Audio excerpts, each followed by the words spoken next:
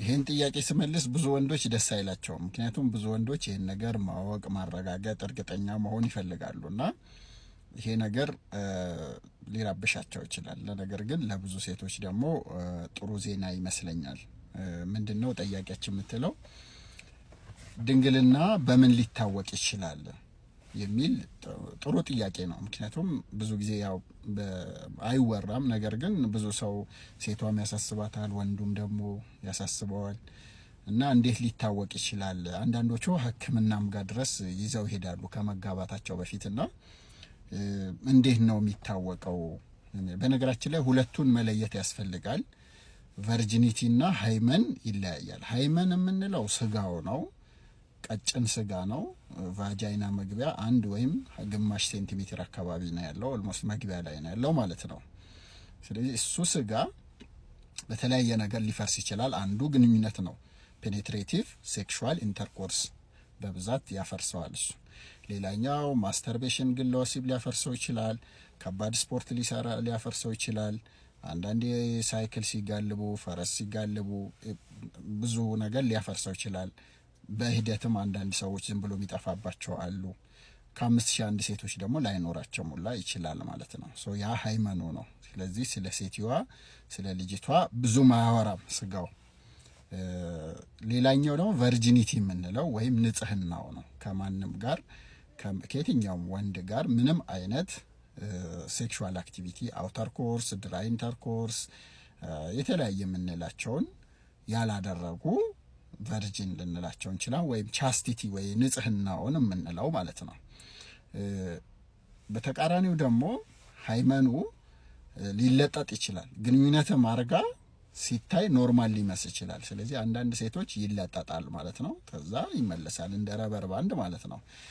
ስለዚህ እሱን አይተ ብቻ የምትገምት ከሆነ እድለኛ ናት ማለት ነው። እሷ ያው አልፈረሰባትም ማለት ነው። ያንዳንዶቹ በጣም በቀላልና በተለያየ ነገር ይፈርሳል። አንዳንዴ ላይኖራቸውም ይችላል። ያንዳንዶቹ ደግሞ ይኖርና ላይበጠስና ላይፈርስ ይችላል ማለት ነው። ስለዚህ ይሄ ሃይመኑ በተመለከተ ነው።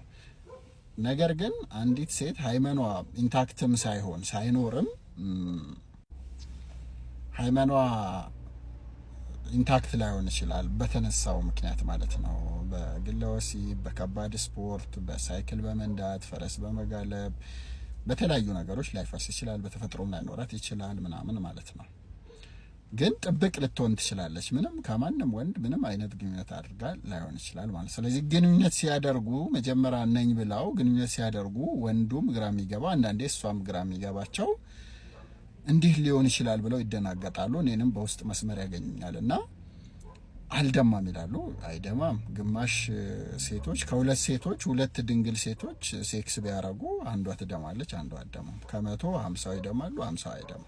ስለዚህ 50-50 ነው። ስለዚህ ላይ ደማ ይችላል። መድማት ማረጋገጫ አይደለም ማለት ነው። እንዳውም ቀስ ብሎ ካደረገ፣ ፈሳሽ በቂ ከነበረ፣ ደስተኛና ዝግጁ ሆና ካደረገችው፣ እሱም ኃይልና ምናም ካልተጠቀመ፣ ድርቀት ምናምን ከሌለ ብዙ ጊዜ አይደማም። ግን ብቻ መድማት የዚህ ማረጋገጫ አይደለም። ምክንያቱም ሊደማም ላይደማም ይችላል ማለት ነው። ሌላኛው ህመም ነው። ህመምም እንደዛው ምንም አላመመኝም፣ አልደማሁም፣ አላመነኝም እሱም በዚህ የተነሳ የሚሉ ሴቶች አሉ በውስጥ መስመር። ይሄም ሊከሰት ይችላል። ህመምም የሚኖረው እሷ በጣም ከፈራች፣ እንደገና ደግሞ ሪላክስ ሳታረግ እሱም በኃይል እንደዛ የሚጠቀም ከሆነ ነው ህመም ሊኖረው ይችላል። እንደዛ ከሆነ ማለት ነው። ግን ህመም ሰብጀክቲቭ ነው። ስለዚህ አንዳንድ ሰው ይኖረዋል፣ አንዳንድ ሰው አይኖረውም ማለት ነው። እዚህ ጋር ነው እንግዲህ ወንዶች ታዲያ በምን እንወቅ ይሉኛል። እና ስለዚህ ህክምናም ሐኪምም ጋር ብታመጡ ስለ ሃይመኑ ሊያወራ ይችላል የተወሰነ አይቶ፣ ነገር ግን ማረጋገጫ የለውም። የዓለም የጤና ድርጅት፣ የተባበሩት መንግስታት፣ አሜሪካን ጋይኒኮሎጂክ ኤንድ ኦብስቴትሪክ አሶሲዬሽን በሙሉ ሜዲካል ኤቪደንስ ለማረጋገጥ አይቻልም። በማረጋገጥ አይችልም። ሐኪም እሷ ምንም ግንኙነት አርጋ አታውቅም ወይም አርጋ ታውቃለች የሚለውን መረጃ ሊሰጥ አይችልም። ምክንያቱም አስተማማኝ መመርመሪያ መንገድ ስላሌለ ማለት ነው። ስለዚህ መልሱ ወዴት ይሄዳል ማለት ነው? እሷ ጨዋ ከነበረች ታውቀዋለች ለራሷ ማለት ነው። እሱም ደግሞ ያንን ኮሚኒኬት ማድረግና ከሷ ጋር ነፃ መሆን ነው ማለት ነው። ስለዚህ ከዛ ውጪ በሌላ መልኩ በእርግጠኝነት ማረጋገጫ ወረቀትም የለም ኢቲካል አይደለምም ተብሎም እንዳም በደብሊውኤችኦም እንትን ያለበት ነው ማለት ነው። ስለዚህ ወንዶች በምን እናውቃለን ነው መጠየቅ ነው ቀላሉ መንገድ። እንግዲህ ታምናታላችሁ ወይ?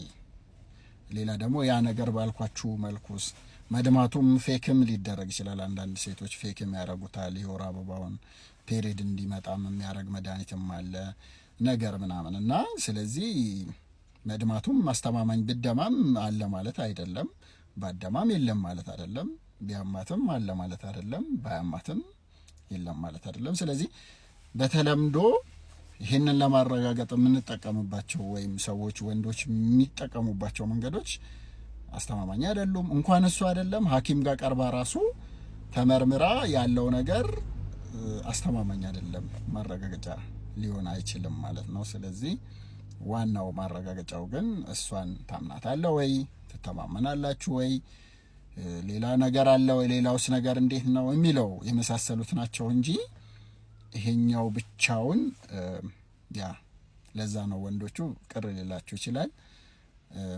ነገር ግን ያው ይሄንን ተጠቅመው ደግሞ ያልሆኑ ሴቶች ደግሞ ነኝ ደግሞ የማለት አዝማሚያም ይታያል። ያው እንግዲህ አንድ ሰው የሆነ ነገር ላይ ሲዋሽ ሌላም ነገር ላይ መዋሸት ሲዋሽ መያዙ አይቀርም። ያንን እንግዲህ ቼክ ማድረግ ነው፣ ጊዜ ተሰጥቶ መጠናናት የሚባለውም ውስጥ ላይ የሚገቡት ነገሮች እነዚህ ናቸውና ዞሮ ዞሮ ባጭሩ መልሱ ይሄን ይመስላል።